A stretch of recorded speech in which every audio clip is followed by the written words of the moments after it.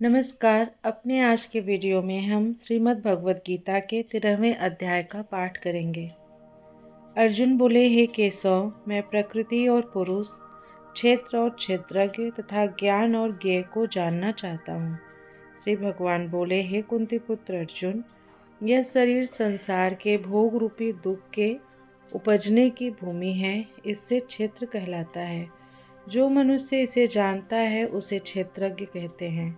हे भरतवंशी अर्जुन, तू संपूर्ण क्षेत्रों में क्षेत्रज्ञ मुझे ही जानो, और मेरे मत में क्षेत्र क्षेत्रज्ञ का जो ज्ञान है वही वास्तविक ज्ञान है।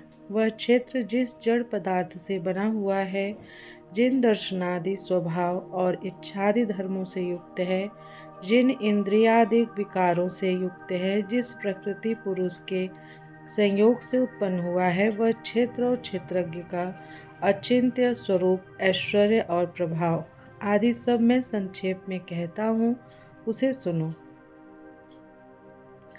यह क्षेत्र क्षेत्र का स्वरूप वशिष्ठ आदि ऋषियों ने अनेक प्रकार से वर्णन किया है। ऋग, यजु और सामादि वेदों में जिसका स्वरूप अनेक भांति से निरूपण किया है, तथा युक्ति युक्त ब्रह्म सूत्रों द्वारा जिसका स्वरूप वर्णन किया गया है। पंच महाभूत, अहंकार, बुद्धि और मूल प्रकृति, 10 इंद्रियां जिसमें 5 कर्मेंद्रियां और 5 ज्ञानेंद्रियां, एक मन और 5 इंद्रियों के विषय से ये ही क्षेत्र कर्म है। इच्छा, द्वेष, सुख, दुख, चेतना, अंतःकरण की वृत्ति, धीरज, इन सब से यह क्षेत्र बना है। इस भांति अपने विकारों के सहित क्षेत्र का मैंने संक्षेप में वर्णन किया है।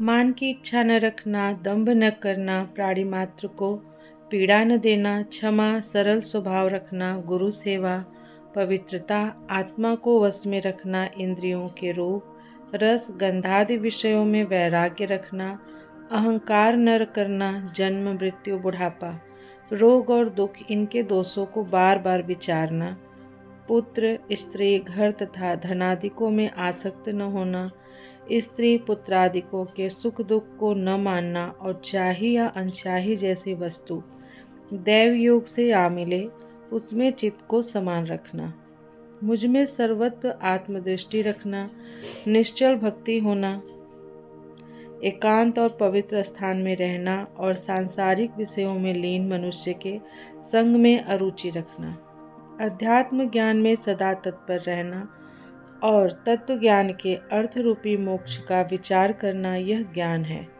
और इससे विपरीत मान, दंभ आदि अज्ञान कहा गया है।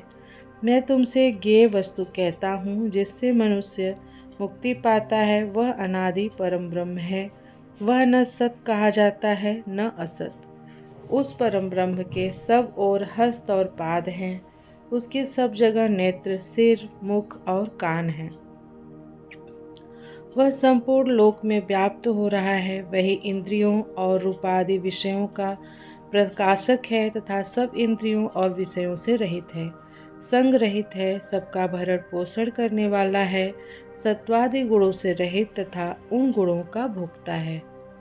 वह संपूर्ण चराचर प्राणियों के भीतर और बाहर वर्तमान है, स्वयं चराचर स्वरूप है। अत्यंत सूक्ष्म रूप होने से वह जानने में नहीं आ सकता, इससे दूर भी है और निकट भी है। यह संपूर्ण प्राणियों में कारण रूप से अभिन्न है, परंतु भिन्न के समान प्रतीत होता है। वह संपूर्ण प्राणियों का पालक, सबका संहारक और सबका कर्ता है। वही सूर्य, चंद्र, तारागण आदि ज्योतियों का प्रकाशक है। वह ज्ञान से परे है, ज्ञान स्वरूप है, जानने योग्य है, ज्ञान रूपी साधनों से जाना जाता है और प्राणी मात्र के हृदय में प्रेरक रूप से स्थित है। हे अर्जुन, इस प्रकार मैंने क्षेत्र, ज्ञान और ज्ञेय इन तीनों का वर्णन संक्षेप में किया। इसे जानकर मेरे भक्त मेरे भाव को प्राप्त हो जाते हैं। हे अर्जुन, प्रकृति और पुरुष इन दोनों को अनादि जानो तथा देह, इंद्रिय आदि विकार, सुख दुख तथा मोहादि गुणों को प्रकृति से उत्पन्न जानो। हे अर्जुन, कार्य शरीर और कारण शरीर इंद्रियों के कर्तृत्व में प्रकृति ही हेतु है, और सुख दुखों को भोगने वाला पुरुष है। ऐसा कहा जाता है। वह पुरुष प्रकृति कार्य देह में स्थिर होकर प्रकृति से उत्पन्न सुख दुख आदि गुणों को भोगता है। इससे पुरुष जो उत्तम या मध्यम योनियों में जन्म लेता है, उसका मूल कारण प्रकृति के गुणों का संयोग ही है। इस देह में पुरुष वर्तमान रहकर भी भिन्न है, क्योंकि वह साक्षीभूत है, सलाह देने वाला है, पोषण करने वाला है, महेश्वर है और परमात्मा है।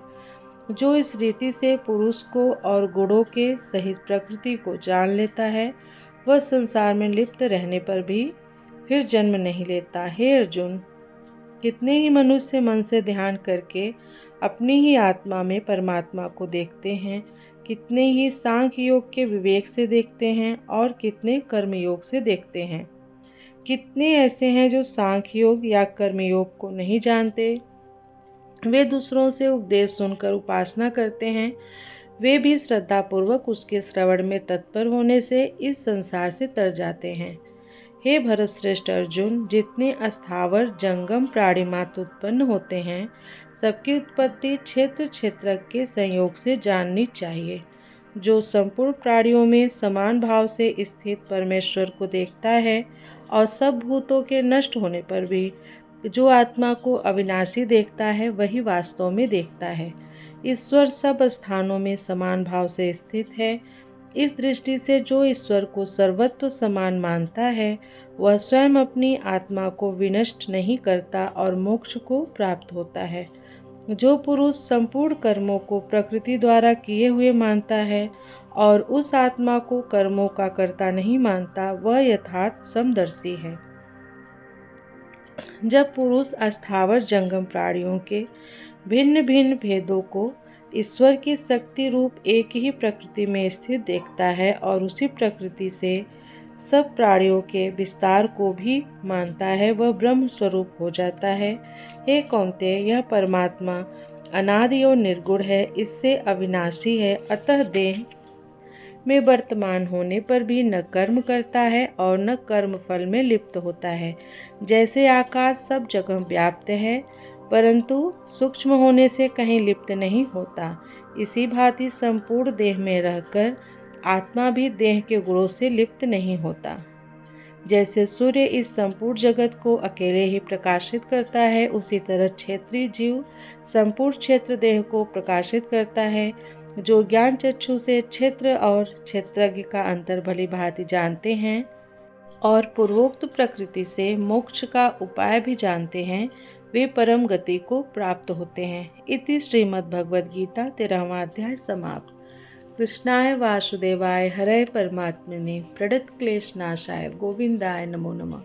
मिलती हूँ आप लोगों से गीता के अगले अध्याय में, तब तक के लिए हरे कृष्णा।